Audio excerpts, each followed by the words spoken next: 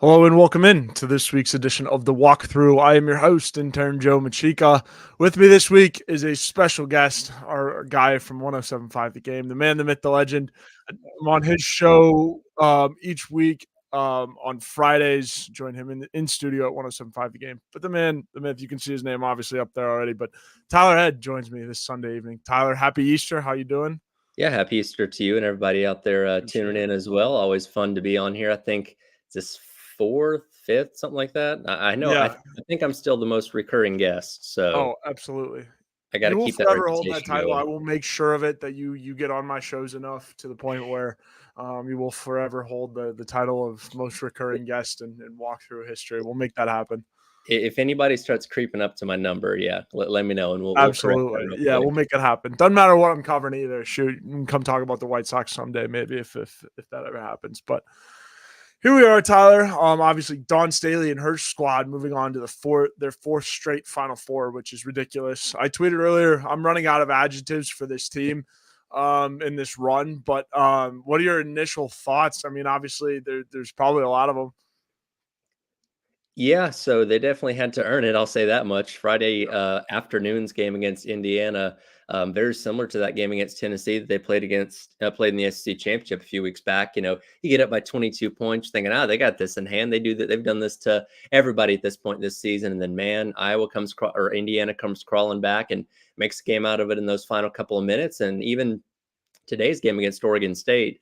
Yep. Once they started making a couple 3-pointers in the second half, which I know they ended up going 2 for 11 in the second half, but I think it was back-to-back possessions. They knocked down 3, and it's like, oh boy, here we go again. You're getting a little bit nervous there, but South Carolina was able to hold on and gap them towards the middle and the end of the fourth quarter there, and go on to a more comfortable victory than Friday's was. But it's been a little bit up and down, I guess, through the tournament, where you have the dominant performances against Presbyterian and North Carolina, which the Presbyterian one, of course, that's expected. That's a team that South Carolina beat set by 70 points in the regular season. Surprised all of us by steamrolling North Carolina, a team that played them close earlier on in the year. And then, the farther you get in, the harder it's going to get, obviously. And props to Indiana for that tough game the other night. And then Oregon State, who got by a very good Notre Dame team on Friday to get to this point, Yeah. gave South Carolina all they could handle through the first, two and a half, 3 quarters. And then Carolina just took over there in the fourth quarter and was able to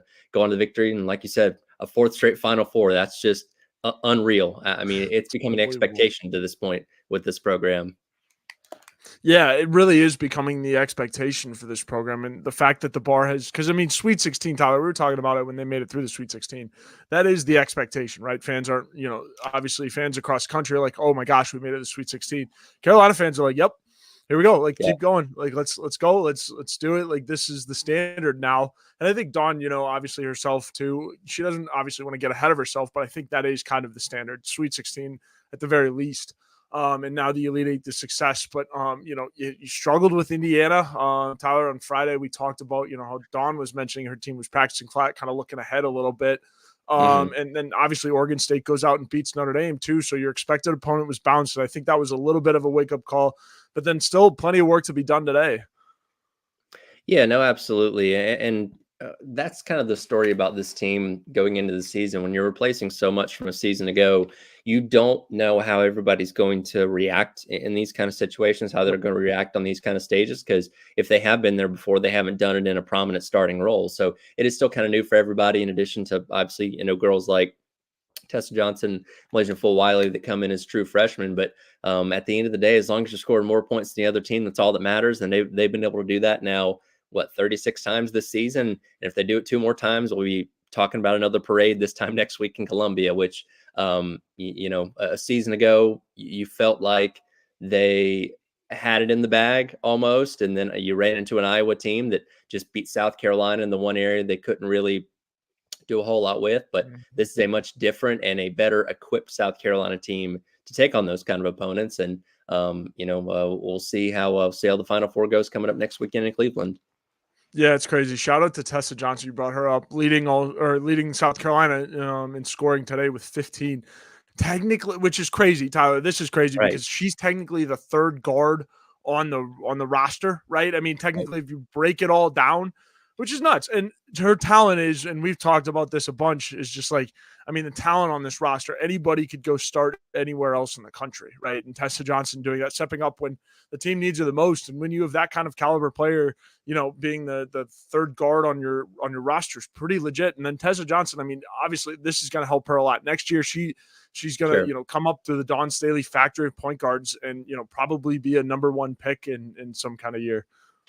Well, I think it was Holly Rowe on the broadcast today had mentioned when she was talking to Coach Rook of Oregon State that he Mm-hmm. mentioned that, yeah, South Carolina doesn't have 5 stars, they have 10, which is pretty darn accurate. And South Carolina Yeah. has one of the, if not the best benches in the entire country. And Tessa Johnson is a perfect example of that, of just how deep this team is. And I forget what the statistic of how many different girls have led the team in scoring at various points this year, but it was somewhere around 8 or 9, which again, to other teams around the country, that's unreal. But for South Carolina, that's just become the standard because, again, everybody on this team is good and everybody, when they're out on the court, shows you why. And again, for pretty much the entire starting group, most of them were on the bench a season ago.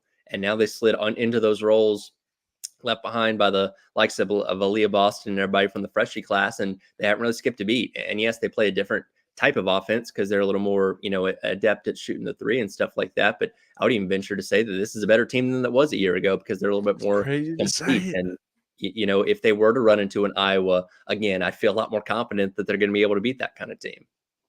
Yeah. And Tyler, I think we've reached a new stage of development, right? Because like the Tessa Johnsons on any other team in the country should not be able to drop 15 and take over the game like she did.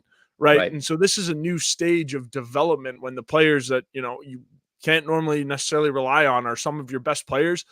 And like, obviously the starters love it because these are the players that they've brought along and, they get a little break and it's nice seeing the freshie, the player that you brought along all season long go out and dominate like you did. Everyone loves it. And it's crazy to think that you're at this stage in kind of the dynasty or this run, if you will, that Dawn is on, that you're, I guess, again, third string point guard and sure as hell not playing like it, Tessa Johnson.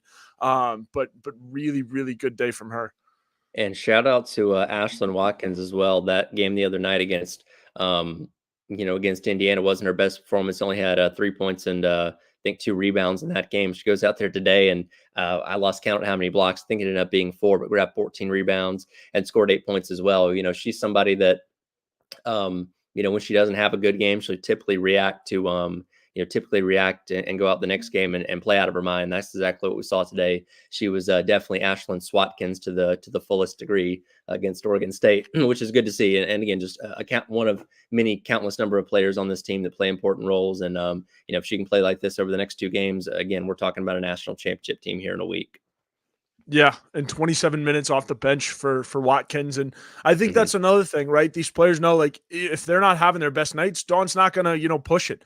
They're not. Sure. She's not gonna put them in a bad situation, right? If they're not having their best night, she's gonna take it off and then let somebody else cook. And I think that's just the brilliance of it all, right, Tyler? That's really what makes this team good.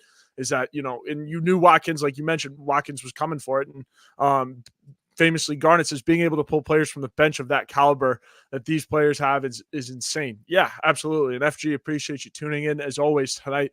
But yeah, it's crazy. Jeremy Jones says absolutely crazy how Swatkins plays the game. Yeah, she's really really good. I love it. I love what I see. She plays all 94 feet. Really good on the defensive end. Again, finishing with 14 rebounds. It's pretty good. And when Cardoso doesn't have the best day, now nine rebounds is still pretty darn good. 9 rebounds, 12 points for Cardoso. But off the bench, what Ashlyn Watkins did was pretty special as well. I have to ask, and look, I'm not one of the people that dives into, oh, the referees hate this team or they're biased against this team. But watching today's game, the officiating for both sides, some of the Yeah. the calls on fouls and stuff just didn't make a whole lot of sense. I'm not sure what they were what their objective was necessarily in trying to call this game. Yeah, and I never want to take shots at SEC officiating because it's a great conference and all that, and especially when I was traveling and didn't get to catch all of the game. But from what I did see, Tyler checks out with that, right? Just inconsistent, kind of all over the floor, disrupts the play of the game. And the only thing that you can do is really just hope for better. And the NCAA will take note of it, sure. But there was the thing with the 3-point line, so there are a couple of things they got to tune up. through college basketball. But again, I think certainly taking note of it and fixing it. My question is, how did it take them this long to realize the 3-point I line don't know. thing? I don't know. But that's a different story. We can dive into that on Friday. But yeah, it's crazy. But again, going back to the win over Indiana, I did want to talk about that one because we haven't really shined much light. You got it done, right? I think you came Yeah, out a little flat. You didn't take Indiana for what they were worth, and Indiana played up to it for sure. But then you got it done. The magical season rolls on, and I think that this team is at the point where if it's meant to be, it's meant to be. They're going to play their game, and if it doesn't work out, I mean, the Cardoso shot's perfect evidence of it. sure. If it doesn't work out in their favor, it doesn't work out. But it's games like Indiana will make you do a gut check and turn things up come Final Four. Well, you and I talked about this on Friday that kind of the key factor in this game for the Hoosiers was there going to be their ability to shoot from the outside because, of course, Mhm. South Carolina can lock down the paint. And lo and behold, they actually shot pretty well from the outside, which is what kept them in it for most of the game. Ended up going 13 of 33, from on the arc. You shoot that against any team, you're going to have a chance in that kind of game. South Carolina themselves, though, ended up going, 8 of 16. So they're 50%. Which is just about as good there, and did enough to hold on there. But it's the blowing big leads thing that does concern me a little bit going into this weekend because for the longest Yeah, time just a little. that's kind of been the standard of South Carolina, just blowing teams out. And once you have a big lead, it just gets bigger and bigger and bigger. But again, this is twice in just the past handful of weeks against two good teams in Tennessee and Indiana, where that lead has just evaporated and suddenly you're in a rock fight there in the last couple of minutes. So as you get tougher and tougher competition in these last couple of games, you may not be as fortunate to be able to hold on if you blow those kind of leads against whatever team you end up squaring off with in the Final Four of the national championship game. So hopefully that's something that they learn from. This is a team that's shown the ability to adapt very quickly to having not their best game and come out the next time and look a whole lot better. And they got a couple days off for playing on Friday, and hopefully they learn from what they did this weekend. Yeah, absolutely. And I think in the postseason, the window of error and kind of the turnaround is narrowed a little bit, right? Because you look at the Tobacco Road when they went up earlier this season and played Duke in North Carolina. It was kind of a slugfest for both of those games, right? So they Sure. came out flat against IU.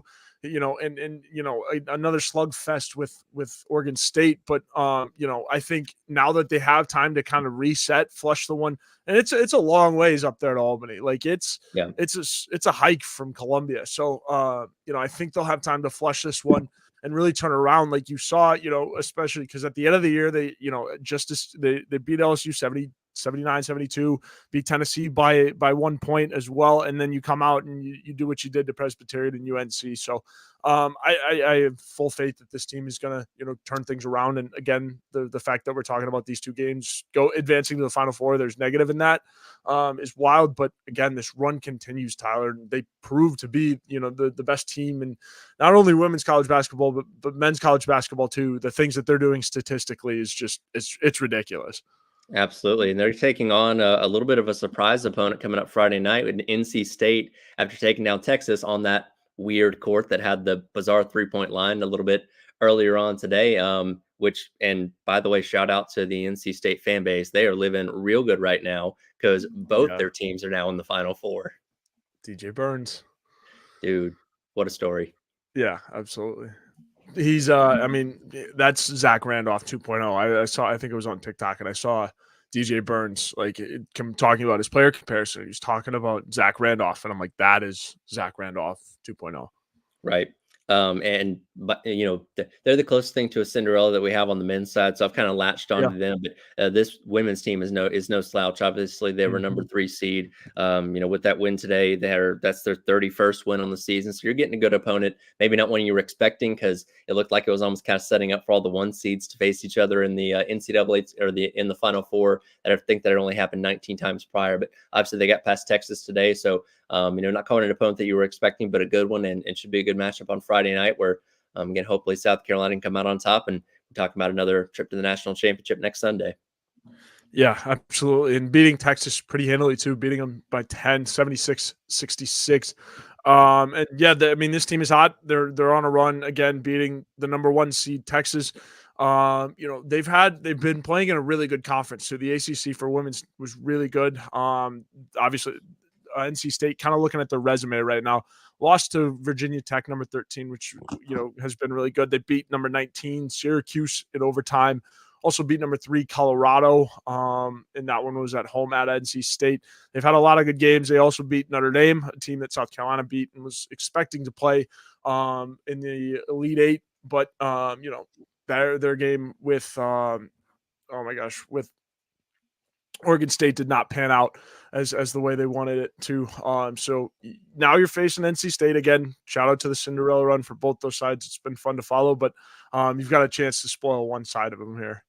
Absolutely. I say, yeah, I don't have any problem rooting for the men's side, but we're obviously Yep. not going to be doing that for the women's side of things. But Not should be a good anymore. matchup on Nope. Friday night, and we'll see what happens tomorrow with the other side of the bracket, and got another rematch between Iowa and LSU, and see what happens there to see who your potential national championship opponent could end up being.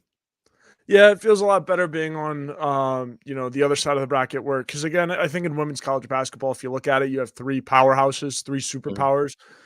So it's nice to kind of be on the other side of the bracket where you don't have the other one kind of looming around and wait till you get to the natty, I think. And especially because you do have to play 2 games. I think, this weekend will, they'll make the long bus ride or plane ride. They're not busing from Albany, but they'll make the long plane ride back from Albany, reset things before they head to the Final Four in Cleveland. Which again, shout out to Cleveland because David Cloninger of the Posting Courier was talking about going to the Rock and Roll Hall of Fame, and I envy whoever gets to make that trip with him, as DC's knows everything. I thought it was cool that like the Final Four logos is like a guitar pick, Yeah, in homage to that, they need to obviously, bring that and back, like just yeah. more stylizing of the Final Four logos because that was, because now it's just font. Yeah, I mean, like the men's one is the shape of Arizona, so that's Yeah, something unique. It's not as bad as like the Super Bowl logo, which is yeah, just Super this Bowl's been getting rinse and bad. repeat year after year. So they get a little creative with it. Yeah, absolutely. But yeah, we'll see. I mean, obviously, Final Four there in Cleveland should be pretty good. We'll see what happens with obviously the other side between LSU and Iowa. And then the winner will likely await South Carolina. Knocking on wood here for all my fams. Make sure they gotta get through the first one.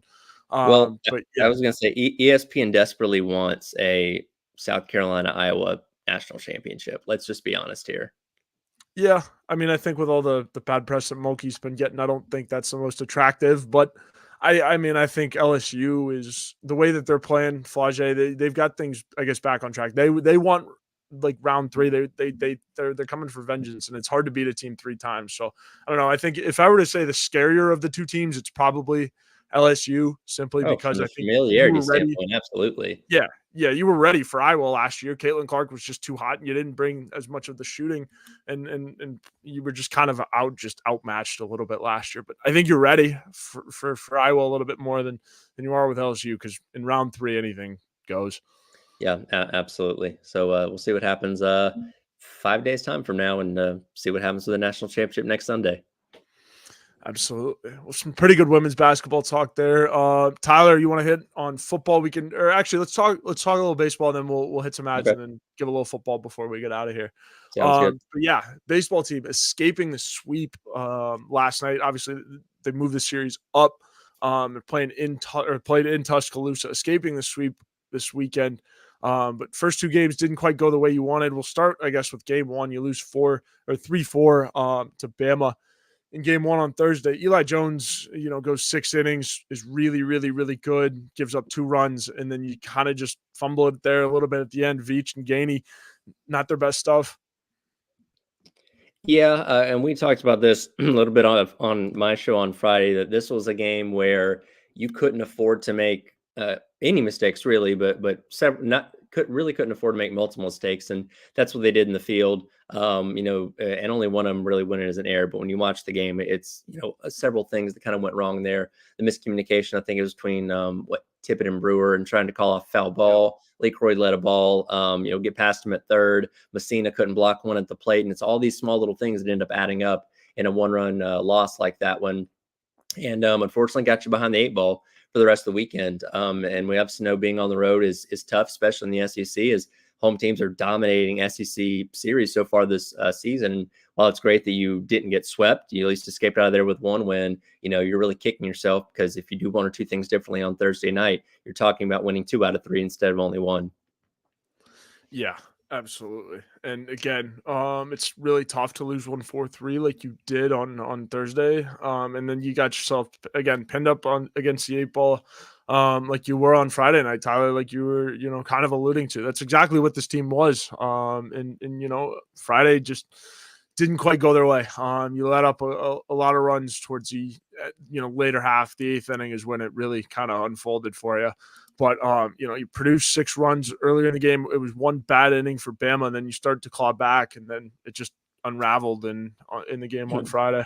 And it kind of sets up when you only have Becker going 2 2/3 innings. There's your starting pitcher. That's a lot to ask out of, or excuse me, SQ is your starting pitcher. That's a lot to ask out of Becker coming in a middle relief to try and go that far. And like you said, in the 8th inning, things just completely got away from them. They're tied up 6-6, and obviously Bama ends up winning, 13-6. So we knew that was a good offense, obviously led by Gage Mill. You weren't going to hold them down to 4 or 5 runs the entire weekend. We knew they're going to burst out at some point, and we saw that happen on Friday night, and darn near happened on Saturday too in the conclusion of the series. Yeah, Friday night wasn't great. And again, Becker just not ready to go that long, especially because he hadn't started any games as of late. Again, he's been coming out of the bullpen. So I think as a starter, you need like a starter coming out of the bullpen, especially, you need a couple games started under your belt to really have that length out of the bullpen.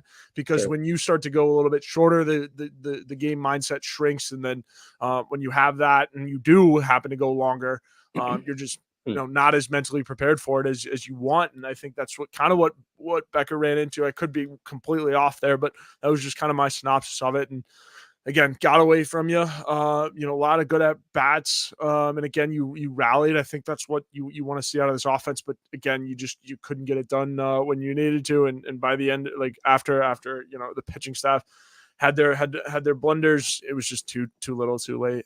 Yeah, absolutely. I think one lesson I've learned with this team this year is the game's not over till it's over. And I Yep. mean that in both good ways and bad ways, because Saturday I felt pretty comfortable with them having the 9-5 lead, or something along those lines, 9-4 lead going into that 9th inning. And lo and behold, Alabama came clawing back, and they were just barely able to hang on and escape with that 3rd win. But again, you still haven't gotten swept so far in SEC play, which is good. You got the 1 series win over Vanderbilt last weekend, and again, going on the road everywhere is tough. Like I said, all home teams have been dominant so far this season. So, you got one, move on to the next one, and hopefully get back on track.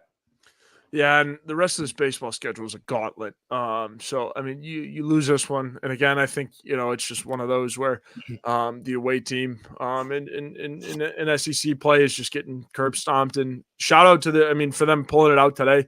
It was really an all hands on deck effort in the 9-8 win. But again, you kind of just want to flush that weekend behind you. Focus on Georgia Southern as your midweek. It's Wednesday this week, 7 p.m. And then you've got Texas A&M at home. That's going to be a big series, Tyler. I think it's one of the biggest home series of the year. A&M's been playing really, really good baseball so far this year. Yeah, absolutely. And again, getting in the comfortable confines, being back at Founders Park will help this team out a lot. And you obviously want to be able to steal at least a couple of series on the road at some point this year. But first and foremost, you got to make sure you're winning the ones at home, and check that box with Vanderbilt the other weekend, and try and do the same thing with the Aggies this weekend. Yeah, it should be a good one. And again, I expect to see a lot of people out there. Hakeem asks, what are the keys for South Carolina to beat NC State? Hakeem, we were talking women's basketball a little bit earlier, but we'll talk about this too. But if you want the full breakdown of the women's, go back, watch earlier in the show. But yeah, what are the keys? Tyler, I'll pose this one up to you first. What are the keys for Dawn's squad to beat NC State? Keep doing exactly what you've been doing this entire season. There's a reason they've won 36 games. Don't deviate from what you've done. Continue to play your physical style. Make sure you're making your shots from the outside, which can be easier said than done, but just don't change your approach. And you're a team and a program that has been there and done this before, and NC State not necessarily is in the same boat there. So keep doing what you're doing. Don't change anything. And again, it's proven itself 36 times this year. No reason it can't be a 37th. Yeah, absolutely. I think, Hakeem, answering the question, I think you can't get complacent, right? I think Dawn was talking about that, and she's really going to hammer home the message because I think this week, when she was talking about it at presser, they need to take practice a little bit more seriously, and stop looking ahead. Well, now they're on the doorstep, so you can't really look ahead to the national championship game. And she'll use last week's lesson, I'm sure, as preaching going into this one because you have to be locked tight to win in the Final Four, and then to beat NC State, then you go on to advance to either face LSU or Iowa. So we'll see how that goes. Yeah. I was going to add, this is an NC State team, much like Indiana the other day, that is at the top of the ACC in a lot of defensive categories. So a very good defensive team that again is going to force you to have to break out that physicality to get the better of them. And again, South Carolina's been able to do that every time this year, and some games are better than others, obviously. But should be a fun matchup, should be a good one. But I took South Carolina against the field when this tournament started, and no reason to think otherwise now. Yeah, absolutely. And I think, how we talked about it in the women's basketball when we were talking about the team at the top of the show is like this team is so deep. And so when they go up against defensive teams like this, it's just giving them different looks. I think that's the biggest key to the game for South Carolina to beat NC State, giving them different looks, everyone staying hot, staying ready to shoot the basketball when called upon. And if it's not your night, just letting everyone else cook and just staying within their game. Quite literally what Tyler said to start off the question. But yeah, do exactly what you've been doing and just don't get complacent. But yeah, Tyler, you want to hit some ads before we talk some spring football? Yeah, let's do it. Absolutely. So our first ad of the night is our good friends over at Liberty Tax. Taxiety is that uncertain feeling you get right before doing your taxes, but you don't have to go through it alone. The tax team at Liberty Tax in Irmo, Lexington, and Columbia will walk you through the process, clear up any confusion, and guarantee you'll get the biggest possible refund or your money back. It's tax time. If you're in a hurry for your refund, call on the tax team at Liberty Tax. They're fast, accurate, and guaranteed. On the other hand, if you think you might be owing Uncle Sam, talk to the Liberty Tax team to make sure you're not paying more than you should owe. They'll find every possible deduction for you. Locally owned and operated, staffed by tax professionals from your neighborhood. Open 99 on weekdays and 9 to 5 on Saturdays. With multiple service options. Start through the Liberty Tax mobile app or through the desktop portal. Make an appointment or just walk in. Give a call to upload your tax documents. And when you come in, your return will be ready to review and sign. Give them a call on your screen right now. And for those listening, 803-462-5576. Once again, 803-462-5576 for all of your tax needs. The show is also brought to you by our good friend Clint Hammond. In need of help with your mortgage? Give our good friend Clint Hammond a call. He is of the Movement Mortgage Network. He's been in the mortgage industry since 2003, which allows him to help everyone from the first-time home buyer to the complicated and complex jumbo buyer, whether you're looking to purchase a new home or refinance. Nothing is more important than a well-thought-out financial strategy that comes with five-star customer service. He's even helped out our very own Wes Mitchell and former Gamecock quarterback Perry Worth with their mortgages. So give our guy Clint a call. He's above us on all of our GC Live programming, 803-771-6933. Once again, 803-771-6933. All right, Tyler, a little bit of time for some spring football before we get out of here. South Carolina continuing to go through spring football, the quarterback battle heating up. What are some of your takeaways from spring football this far? Well, the funny thing about spring football, especially when you have as much turnover and new faces on the roster, it can be hard to kind of figure out what we've actually learned through 2 weeks, especially because you guys have only been out there for limited sessions. And I kind of have to go off what I read off of the message boards and what you guys put from what you see in practice, which again is only a narrow scope of what actually happens over the course of the couple hours that they're out there. So, obviously the North Sellers, he's got the nod at quarterback as of right now until something changes. Robbie Ashford obviously brings in a wealth of experience coming in from Auburn. And I've come to love his press availabilities because he's very thought out and very thorough with his answers, which is really, really cool. But regardless of, where he ends up on the depth chart, I think he's going to be a big help to this team, whether that be on the field as a starter, if it ends up being that way, given the fact he has experience, or just helping Lenore Sellers out as his backup. Because, Sellers comes in last year as a true freshman, knowing that he's going to get to sit behind a Spencer Rattler, a guy that's been around college football for a long time and seen and done just about everything up to that point, to learn from him. Well, now if he's going to get thrust into a starting role, you look at a guy like Robbie Ashford and say, okay, well, there's going to be scenarios that he's going to run into as a first-time starter that he's not as familiar with, or that he doesn't know necessarily what to do. And being able to have that guy on your sideline saying, hey, when you were at Auburn, did you run into this? How did you respond to it? What did you do in this situation? That's going to be very valuable. And Again, the best possible scenario for Robbie Ashford is that he never has to take a meaningful snap at South Carolina, and that Lenore Sellers is off and running for the next 3 or 4 years as South Carolina superstar quarterback. But again, Ashford can be a vital role to this team in that quarterback spot. However that ends up shaking out, and then we'll see what happens with running back. Obviously, Rocket Sanders not going to sit out this spring. A lot of people very high on Oscar Attaway and what he's been able to do so far and how he's looking. And, that's a spot that we feel a whole lot better about than we did this time a year ago. I can say that much. Yeah, absolutely. Again, I think, the running back room, Coach Markwell Blackwell, and everybody, just a fresh start going in, right? You've got some discipline in that room. You've got some guys that are just ready to compete. And I think Juju McDowell has always been one of those guys who just wants to compete, right? Very fun loving dude. I know Juju too. Really good dude. And I think he fits into this room well, right? And you've got a guy like Rocket, you've got a guy like Oscar Attaway coming in, who are, mostly business, but then, they can also have fun too. So I think it's a really good balance in that running back room, and similar to a lot of positions across the field, right? You've got a similar situation in the wide receiver room where you've got a bunch of veterans coming in, trying to bring up some young guys in Mazio Bennett and DeBron Gatling. I expect Mazio to make a really big impact in the spring game. People are going to be impressed. I've heard a lot of good things about Mazio through the spring. So it's hoping, he keeps it up. Excited for the kid, good family. Mazio Bennett Sr. is one of my favorite, parents I've ever met, through the recruiting scope. So, hoping for the best for them. And then again, I think another position I'm watching, Shane's been really, really talkative about these freshman linebackers, man. He talked about it just kind of out of the blue, his a little bit last week. And so, Fred J.R. Johnson and Wendell Gregory, guys with length, I think they're going to help this linebacker room a lot. And then you've got a crazy man leading it all in Debo Williams. That guy is crazy. He's exactly what you want for your starting linebacker. I wouldn't want a better guy leading that group. And I think, he had some draft prospect on the draft this year, but decided to come back and, couldn't be a better fit at linebacker, and boots on the ground. Here we go.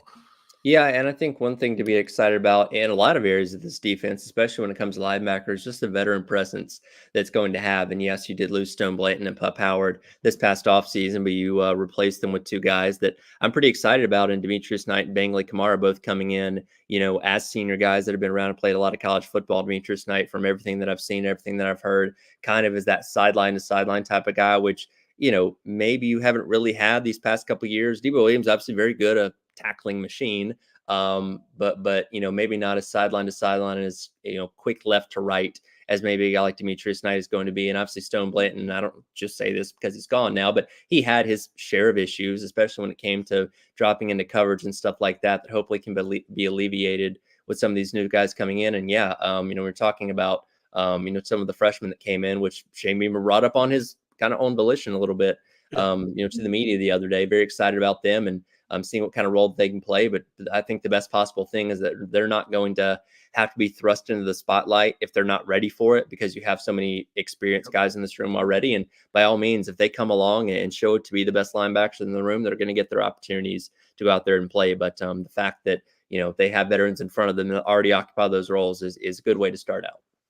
Yeah, absolutely. No, I couldn't agree more. And the last point I will kind of add on the transfers and just spring football before we wrap things up here.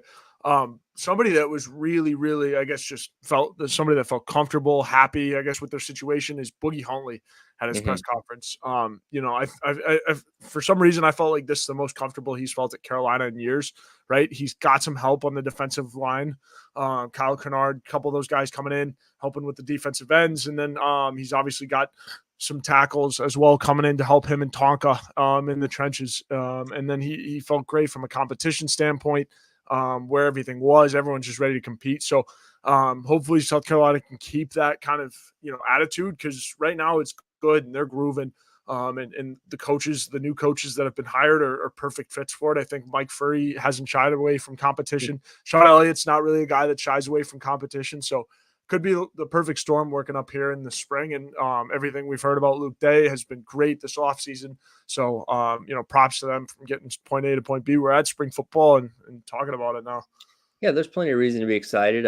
It's one of those things that I think we're still going to have a lot of questions when the season rolls around. And, Absolutely. no disrespect to Old Dominion, I don't think all those questions are going to get answered in week number 1, but making that trip up to Lexington in week number 2, I think is going to tell us a lot about this team. And we obviously know it's going to be a gauntlet of a schedule, but hopefully you get the season started off right. And we're talking about a team that at the very least is at least going back to a bowl game this year. That is the floor of expectation. Yeah, I think that's a pretty good floor. And it should be the minimum. That's just how the SEC is evolving. So Sure. we'll see how the rest of spring goes. But yeah, it's pretty good. Tyler, before we get you out of here, anything you want to plug? Being the most recurring guest in the walkthrough history. Yeah, as always, you can catch me on 107.5 The Game from 9 until 3 every single day. I host a smattering of shows. It's me flying solo from 9 to 11 Mondays, Wednesdays, and Fridays. Wes and Chris obviously jump in with me from 11 to 12 every single day. And on Tuesdays and Thursdays, we have the Garnet Trust Hour. We actually had Oscar Attaway on Thursday. Chris sat down with him, some very good conversation there, and he was very good, very open about a lot of things. Good for hearing from him. And then me and Terry Ford carry it from 12 to 3, and continue on all the conversation about the Gamecock stuff. So it's a busy week. Got our annual golf tournament coming up this Friday at the Charwood Golf Club in West Columbia. So hopefully expect to see some people out there and getting set for what can hopefully be a fun weekend of Final Four action next weekend. Yeah, absolutely. And then it all starts to slow down. We've got summer football and stuff coming up. But Tyler, that's awesome. Get at him. Just listen to 107.5 The Game for more details, I'm assuming, on the golf tournament. But go out there, get at him, hit the links with the guys over at 107.5 The Game. But Tyler, as always, appreciate you joining me. Absolutely. Hope to have you on soon. For sure. Always a pleasure. Absolutely. Thank you, everyone, for joining us for this week's edition of The Walkthrough. We will see you next week.